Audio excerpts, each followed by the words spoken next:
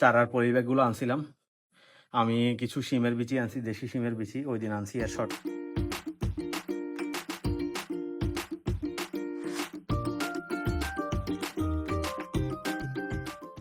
আসসালামু আলাইকুম, সবাই কেমন আছেন? আশা করছি ভালো আছেন। আমি আলহামদুলিল্লাহ ভালো আছি। ফার্স্টে বলে নিতে চাইতেছি যে আজকের ভিডিওটা বেশি লেন্দি করব না, সর্বোচ্চ 2 থেকে 3 মিনিট। কারণ আজকের জাস্ট কি করছি এগুলা জাস্ট বলবো, আর বাড়তি কোনো কথা বলবো না। কারণ হচ্ছে আজকে সময় সীমিত, অলমোস্ট 4:45 বেজে গেছে।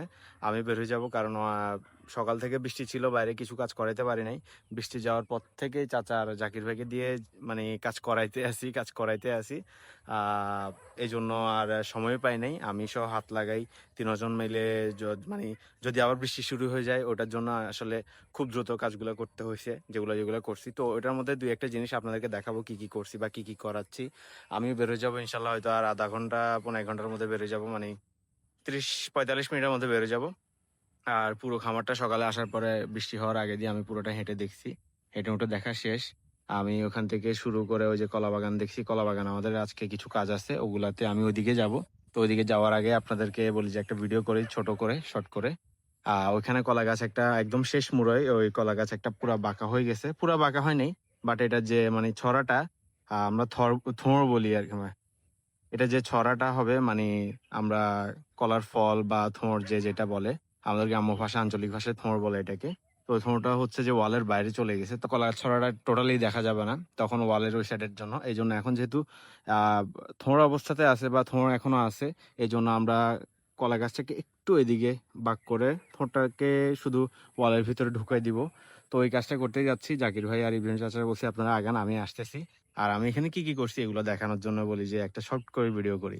ছাগলগুলো প্রত্যেকটারে ছেড়ে দিছিলাম, সবাইকে আলাদা আলাদা করে খুঁটির ব্যবস্থা করে দিছিলাম, কিন্তু বৃষ্টি একবার আসে একবার যায়, যার কারণে যখন বৃষ্টি আসছে ওরা সবাই দৌড়ে ঢুকতে যায়। প্রত্যেকটার গলার সঙ্গে এক একটার মানে খুঁটি আটকায় এক অবস্থা হয়ে গেছে। তো এখন সবগুলোই ছাড়া আছে, খেয়াল রাখতেছি। একটু পরে ছাগলও ঢুকাই ফেলবে, আমিও বের হয়ে যাবো, ওইরকম করবো আর কি। এখানে ছাগল প্রত্যেকটাই ছাড়া এখন। এই তো আমরা গাছ, আমাদের আমরা গাছ যেটা আনছি এটা এখান থেকে করছি। আর ছাগল যেহেতু ছাড়া থাকে, এই জন্য ভালো করে নেট দেওয়া হয়েছে, নেট দিছি। এরপরে একটা ড্রেন কেটে দিছি, যাতে যদি এখানে বৃষ্টির পানি জমেও যাতে ড্রেনে পানিটা চলে যেতে পারে। চারপাশ পরিষ্কার করে ভালো করে মাটি দিয়ে একটু উঁচা করে দিছি। এরপরে বস্তা দিছি যাতে গোড়া থেকে মাটি সরে না যায়। এরপরে আমাদের খামারের ঠিক উত্তর সাইডে, মানে নতুন পুকুর উত্তর পাশে, ওইখান দিয়ে মানে আম গাছে ওই দিন আমি কলম করছিলাম, গুটি কলম। তো গুটি কলমের একটা অংশ ভেঙে গেছে, কেন জানি ভাঙছে সেটাই বুঝতেছি না, কি কারণে ভাঙছে এটাও বুঝতেছি না। খুব সম্ভবত হয়তো রাতে বাতাস টাতাস হয়েছে, এই জন্য ভেঙে গেছে। আর আরেকটা হচ্ছে লেবু গাছের কলম। তো কলা গাছ, এই আম গাছের যে কলমটা ছিল, ওই কলমটাতে এখন পর্যন্ত শিকড় আসে নাই। করছি কয়েকদিন আগে, বেশি দিন হয় না, সপ্তাহখানেক হয়েছে। তো ওটা মোটামুটি মনে হচ্ছে যে হয়তো নাও টিকতে পারে, আবার টিকতেও পারে। এই জন্য কলা গাছের ওই অংশটাকে নিয়ে বলি যে এক সাইডে দিয়ে রেখে দেই, যদি শিকড় আসে তো আলহামদুলিল্লাহ, না আসলে আর কি করব। ব্যাড একটা এক্সপিরিয়েন্স ছিল এটা বলে চ্যাপ্টারটা ক্লোজ করে দিব। আর লেবু গাছে যেহেতু শিকড় চলে আসছে, তো ওইটা এনে আমি আর যে জায়গায় রোপণ করব ওই জায়গায় নিয়ে রাখছি। তো লেবু গাছটার জন্য কষ্ট লাগতেছে না, কিন্তু আম গাছটার জন্য কষ্ট লাগতেছে। কি করছি, যখন বৃষ্টি ছিল তখন তো বাইরে করতে পারিনি, ভিতরকে কি করছি ওটাও দেখাবো।